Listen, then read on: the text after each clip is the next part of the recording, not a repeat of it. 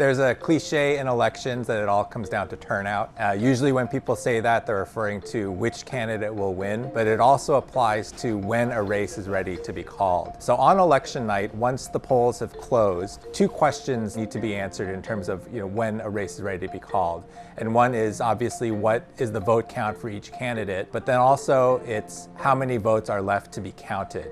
Now that first question, we collect information from every state on the vote count. It's something we've done in every election since 1848. But the vote count itself is just part of the story. There's a big difference between being ahead 51 to 49% when just 10% of the votes are counted, than being ahead 51 to 49% when 99% of the votes are counted. So that's really why it's important to know how much of the vote counting is left. Obviously, the best answer to that is to just call up an elections official and say, hey, how many votes are left to be counted? But it's not something that an elections official is going to immediately know on election night. To get that official total, that's something that might take days or weeks after election day. What we do at the AP is come up with a turnout estimate based on historical data, based on past turnout, past vote totals in the state, and other election data. So for every set of vote results you see from the AP,